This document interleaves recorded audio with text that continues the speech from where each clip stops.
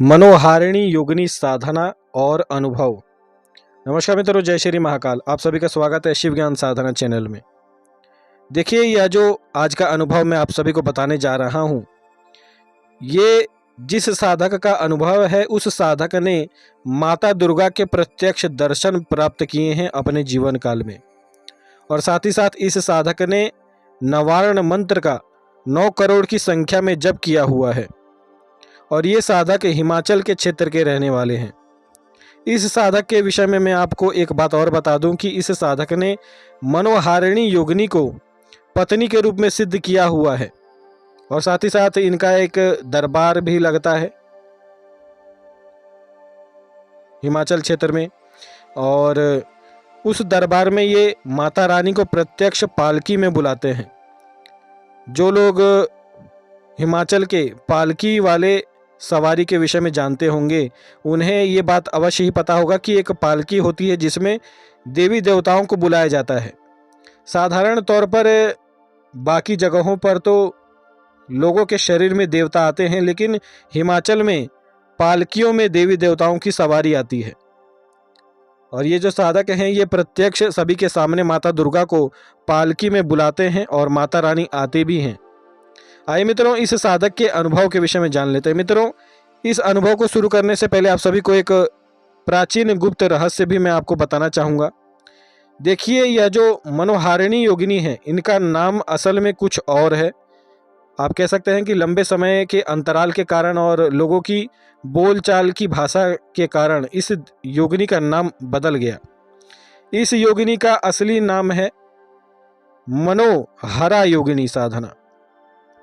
इस नाम की 2 शक्तियां हैं, एक मनोहारिणी यक्षिणी और एक है मनोहरा योगिनी साधना। तो मित्रों, यह जो देवी हैं, इनका नाम है मनोहरा योगिनी, लेकिन यहाँ पर हम इस योगिनी को मनोहारिणी ही कहेंगे क्योंकि आप सभी को सुनने में और समझने में हो सकता है किसी प्रकार की कठिनाई हो। तो आइए इस अनुभव को आरंभ करते हैं। मित्रों, यह जो साधक हैं, इन्होंने आज से 10 वर्ष पहले नवारण मंत्र की साधना आरंभ की थी। और इन्होंने संपूर्ण विधि विधान से एक गुरु से संपूर्ण सप्तशती श्लोक की गुरु दीक्षा प्राप्त की थी और साथ ही साथ नवाण मंत्र की भी दीक्षा प्राप्त की थी। और उसी समय से इन्होंने नवाण मंत्र की साधना आरंभ की और लगभग इन्होंने 9 करोड़ की संख्या में नवाण मंत्र का जप भी किया और स्वयं माता दुर्गा के प्रत्यक्ष दर्शन भी प्राप्त किए। इसके बाद मित्रों, इन्होंने यह सोचा कि इन्हें अब अन्य शक्तियों की भी साधना करनी चाहिए और इन्होंने सर्वप्रथम मनोहारिणी योगिनी की साधना आरंभ की। इस साधना में इन्होंने जंगल में ही ये संपूर्ण साधना की और यह जो साधना थी, ये जंगल में एक गुफा इन्होंने बनाई थी और उसी गुफा में बैठकर ये इस योगिनी की साधना नित्य रात्रि काल में करते थे। अब इनके साथ कई प्रकार के दैवीय चमत्कार होने लगे, जैसे कि कभी कभी ये देखते थे कि आकाश मार्ग से कई प्रकार की अप्सराएं इनके पास आ रही हैं और साथ ही साथ इन्हें वह सभी अप्सराएं लुभाने की भी चेष्टा करते थे, यानी कि इनकी पूर्णतः परीक्षा ली जा रही थी इस साधना में। लेकिन यह जो साधक हैं, इन्होंने पहले से ही नवाण मंत्र की साधना कर रखी थी। तो ये बताते थे कि उस समय वह जो अप्सराएं हैं, वह इनसे लगभग 10 से 15 फीट दूर ही खड़ी रहती थी, क्योंकि इनका जो आभा मंडल है, इनका जो ऑरा शक्ति है, वह बहुत ही प्रचंड है। और ये कहते थे कि वह सभी शक्तियां इनके आसपास भी नहीं आ पाती थीं। आप कह सकते हैं कि एक प्रकार से इनकी जो तपो शक्ति थी, वह बहुत ही अधिक थी। इसके बाद मित्रों, ये बताते हैं कि कई प्रकार के यक्ष भी उस स्थान पर आए, जिन यक्षों ने इन्हें ललकारा और इसके बाद इन्होंने कई प्रकार की शक्तियों के माध्यम से उन सभी यक्षों से युद्ध भी किया। और ये बताते थे कि ये सभी शक्तियां मनोहारिणी योगिनी के ही द्वारा भेजी जा रही थी, क्योंकि इन्होंने पहले से ही उग्र रूप में भगवती दुर्गा की साधना कर रखी थी। तो इन्हें किसी भी प्रकार से इस साधना में डर तो नहीं लगता था और क्योंकि इनकी जो ऑरा शक्ति है, वह बहुत ही अधिक है, तो इन्हें किसी भी प्रकार की नकारात्मक शक्ति तो कभी भी इनका कुछ भी अहित नहीं कर सकती थी। लेकिन दैवीय शक्तियां अवश्य ही इनका कुछ न कुछ बिगाड़ सकती थी और नित्य ये देखते थे कि कोई ना कोई शक्ति इनसे मिलने आ रही है। एक बार का एक और अनुभव हुआ इनके साथ कि एक ऐसे संत जिन्हें भगवान नारायण के लोक में स्थान प्राप्त हो चुका है, जो कि आप कह सकते हैं कि एक प्रकार से संपूर्णतः मुक्त हो चुके हैं, ऐसे संत भी इन्हें मिलने के लिए आए और ये बताते थे कि वह जो संत हैं, ऐसा लग रहा था मानो कि स्वयं भगवान नारायण इन्हें दर्शन देने के लिए आए हैं। और ये संपूर्ण अनुभव इन्हें मनोहारिणी योगिनी साधना के साधना काल में ही हो रहे थे। इसके बाद मित्रों, इन्होंने लंबे समय तक मनोहारिणी योगिनी की साधना की। तकरीबन इन्होंने 1 साल तक मनोहारिणी योगिनी की साधना की और ये सभी अनुभव इनके साथ इसी 1 साल में हुए।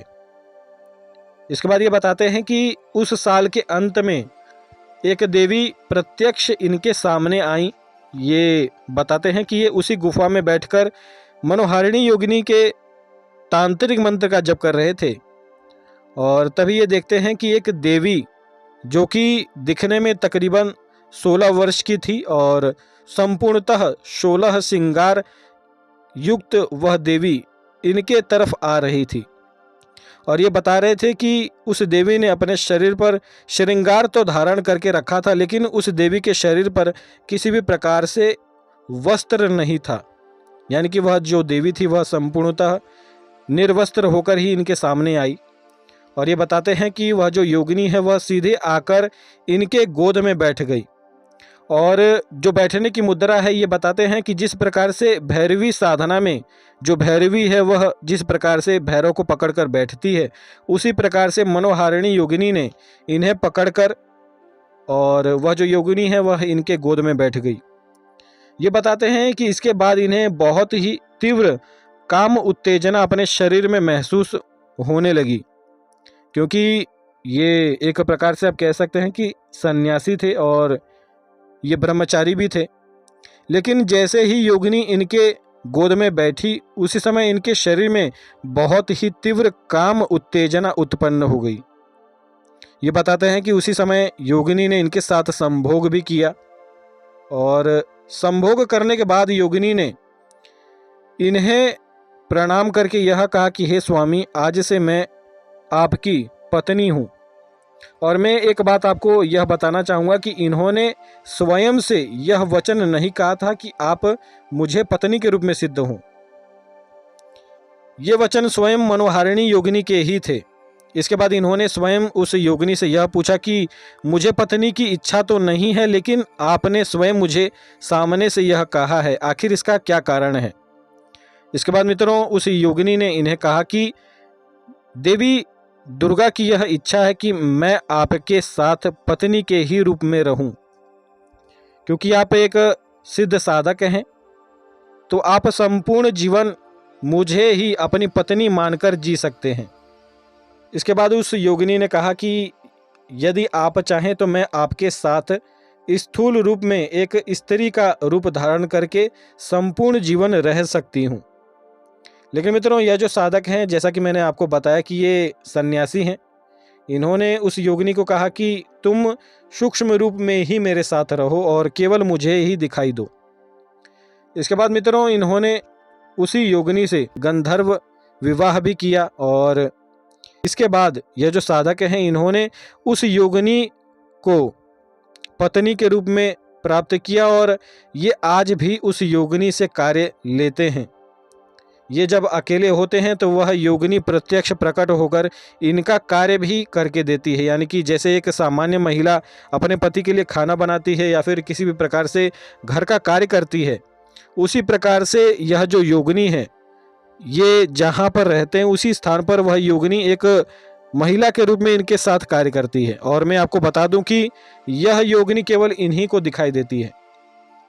और कल ही इस साधक से मैंने संपर्क किया था और इनके इस साधना के अनुभव के विषय में पूछा था, क्योंकि इससे आज से पहले बहुत वर्षों पहले इस साधक ने मुझे इसी अनुभव के विषय में बताया था, लेकिन इस अनुभव को मैं पूर्णतः भूल चुका था। इसीलिए मैंने कल इस साधक से संपर्क किया और संपूर्ण अनुभव को मैंने दोबारा सुना और आज आप सभी के लिए इस साधक का अनुभव लेकर आया हूँ। तो मित्रों, यह अनुभव आपको कैसा लगा इस विषय में अवश्य ही एक बार कमेंट करें और जय श्री महाकाल अवश्य ही लिखें। तो आज के लिए इतना ही। जय श्री महाकाल।